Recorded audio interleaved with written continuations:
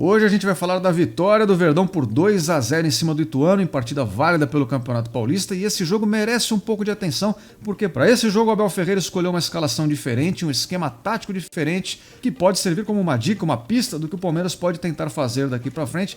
Mudanças interessantes com pontos positivos e pontos negativos, eu anotei todos aqui para a gente acompanhar juntos.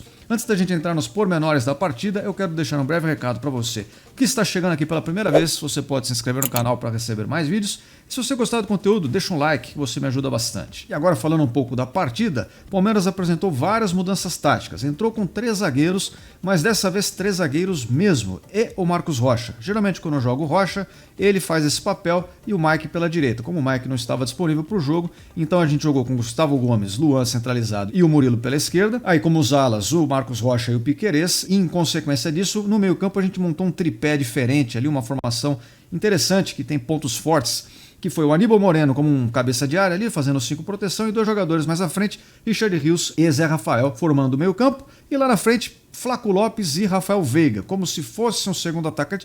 A gente vai ver que não foi isso que aconteceu, a gente vai entrar em detalhes. Só passei a escalação. Agora, essa alteração já muda bastante coisa, eu vou falar sobre isso, mas antes um breve parênteses, porque eu tenho uma pergunta para você que está me assistindo. E eu gostaria que se alguém puder me responder, porque eu não tenho resposta para isso, é difícil entender. Mas o Palmeiras passou o ano passado inteiro com um problema crônico no elenco, que era a ausência de um volante cabeça de área. Esse papel que o Aníbal Moreno tem feito. Depois de muito tempo pedindo esse jogador, inclusive tendo tropeços por conta da ausência desse tipo de peça no elenco, o Palmeiras vai lá e contrata o jogador. Quando chega um jogo decisivo, um jogo valendo taça, como o da Supercopa, ele não é escalado como titular. Mas nos jogos do Campeonato Paulista, tanto antes quanto depois, como esse agora contra o Poçante Ituano, o jogador entra começando o jogo já desde o início. E isso é uma coisa que causou bastante incômodo a mim, acredito que bastante gente, porque é um cara que tem entrado bem em todas as oportunidades, tem demonstrado um bom serviço, e na hora do vamos ver fica de fora. Tinha algum problema muscular, tinha algum problema de potencial de lesão? Se tivesse, tudo bem, a gente perdoa. Mas se não for esse o caso, enfim, né? Fica muito claro com a presença dele em campo que o Palmeiras ganha uma solidez defensiva muito maior. Fez falta e, bom, mas agora já foi. Vamos falar de Palmeiras e Ituano. Então é o seguinte, pessoal, anotei aqui, ó. Jogando com 3 zagueiros de fato, como o Palmeiras fez, a gente potencialmente resolve ou dá uma mitigada no problema da defesa pelo lado direito. Jogando com o Marcos Rocha por ali, o Palmeiras fica muito exposto a bolas aéreas, principalmente quando são cruzadas do outro lado do campo, e o espaço nas costas dele é atacado com muita facilidade, bolas em profundidade, enfiadas de bola ali que vão à linha de fundo. Com a presença do Gomes naquele setor fazendo uma cobertura, fica muito mais preenchido aquele espaço e o Palmeiras fica menos vulnerável. Então isso é uma coisa interessante. Outra coisa interessante é que dá uma resolvida no problema do próprio Marcos Rocha. Por que o Abel coloca ele em campo? Qual que é a justificativa? É porque o Marcos Rocha é um jogador experiente, que sabe sair jogando, tem um passe ali um pouco melhor. Embora durante o jogo às vezes a gente veja que o que ele faz mais é dar uma fatiada na bola lá pra frente, alguém que brigue lá, que se vire, e a gente sabe que ele tem mesmo essa virtude. Em alguns momentos a gente vê ele, principalmente quando ele já está no campo de ataque, já mais perto ali do último terço, ele consegue achar umas enfiadas de bola, achar uns jogadores livres, ele sabe fazer. Mas o custo dessa participação dele é muitas vezes ter um lado direito vulnerável. Com ele jogando mais à frente, já numa linha de meio campo, e com um jogador de apoio ali por trás, no caso o Gustavo Gomes, o Marcos Rocha fica mais livre para a gente explorar o que ele teoricamente sabe fazer melhor.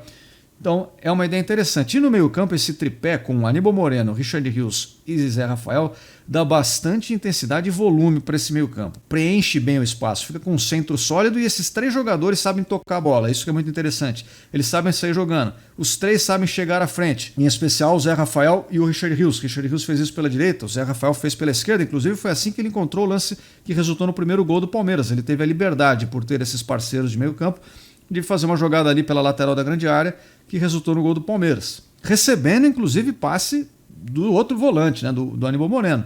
Então essa é uma outra característica interessante. Mas onde ficou o problema nessa formação então? Porque parece um paraíso, Resolvemos o problema da defesa na direita, preenchemos o meio campo, mas e o ataque? O ataque é que deu uma complicada.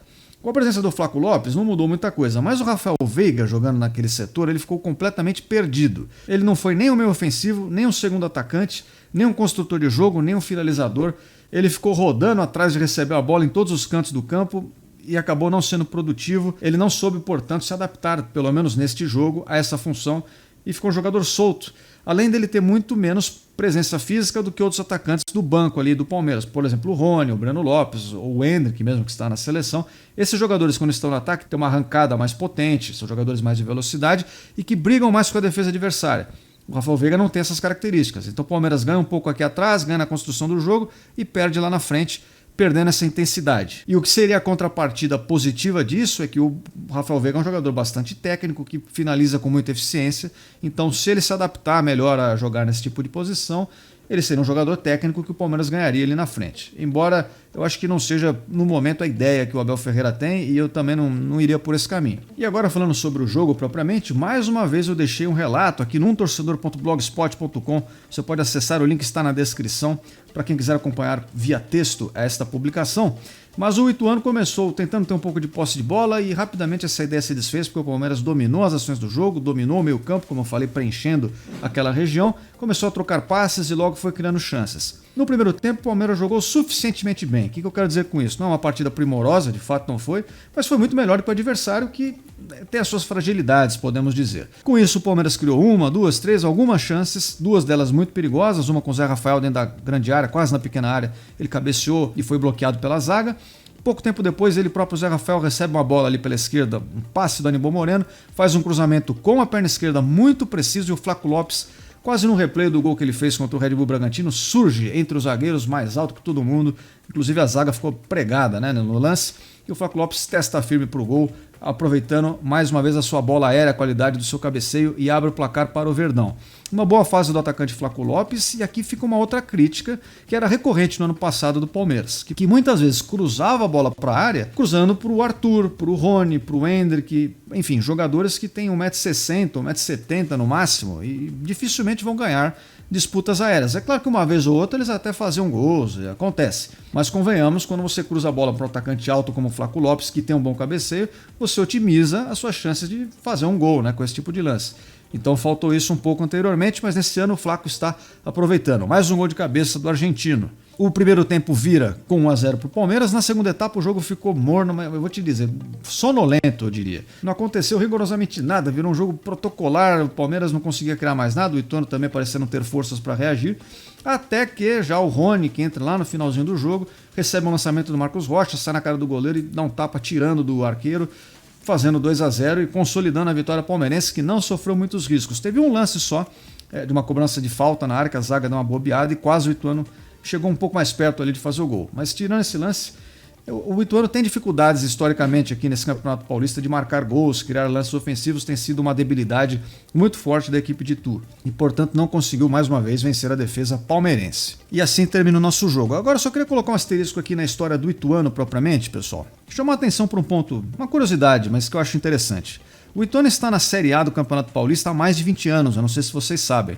Dos times ali do interior, esses times satélites que tem no futebol brasileiro, é um dos times com um trabalho mais sólido e vem conseguindo resultados. Está na Série B do Campeonato Brasileiro, chegou a ser 2 vezes campeão paulista e há pouco tempo atrás quase chegou a subir para a primeira divisão. Não fosse ali uns resultados, se eu não me engano, foi o jogo contra o Vasco, né, em que ele acabou se complicando e acabou não subindo, mas poderia ter subido para a primeira divisão aí há 2 ou 3 anos atrás. Então, por mais que nesse ano o time do Ituano não seja muito forte, não é mesmo, tá? Por enquanto no Campeonato Paulista, não demonstrou ser um time com tanto potencial, eu não acho que vá muito longe.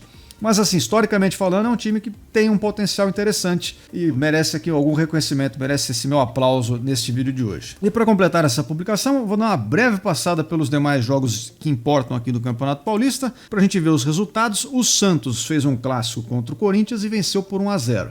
O Santos, que em relação ao time do ano passado, melhorou bastante, tem demonstrado, pelo menos no começo desse ano, algo muito melhor do que a gente viu anteriormente, embora eu acho que ainda, assim, não vamos nos empolgar tanto, tá? Você, torcedor santista, não estou falando na maldade não, mas porque por enquanto o nível de desafio da equipe santista não foi dos mais altos, mas sim, está indo bem dentro do que tem se apresentado para ser disputado.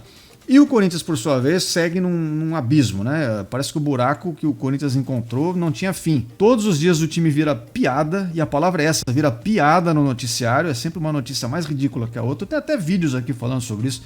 Um vídeo em que eu listei 10 grandes bizarrices do noticiário corintiano no começo desse ano, e parece que não para por aí, né? Já caiu o treinador, o time tem resultados horríveis, 5 derrotas já na competição, em 6 jogos, enfim, é uma coisa realmente lamentável. E o outro jogo de destaque é o do Bragantino. O Red Bull Bragantino venceu o Novo Horizontino por 2-0. Bom resultado do Red Bull Bragantino, quanto o Novo Horizontino, que eu já falei, considerando as equipes do interior, provavelmente é uma das que vai ir melhor nesse ano. E o São Paulo jogou contra o Água Santa e venceu por 3-0. E com isso a gente vê que os grandões estão conseguindo os seus resultados aí na maioria das vezes. O Santos lá no seu grupo já está praticamente classificado, o Palmeiras já está abrindo uma vantagem legal também. E o mesmo vale para o São Paulo. Só o Corinthians que está em último do seu grupo e realmente está numa situação lamentável brigando contra o rebaixamento. Pessoal, pelo vídeo de hoje é isso. Antes de eu fechar, eu queria só fazer mais um convite para você assistir ao meu vídeo em que eu falei sobre as disputas de pênalti do Palmeiras, o retrospecto e o que há por trás das derrotas sucessivas. É um vídeo que ficou interessante, mas que eu vi que muita gente acabou não assistindo. Se você tiver essa curiosidade, dá uma passada lá. Agradeço a todos que acompanharam até aqui, se inscreva no canal, deixe seu like e vejo todos vocês em breve. Fui!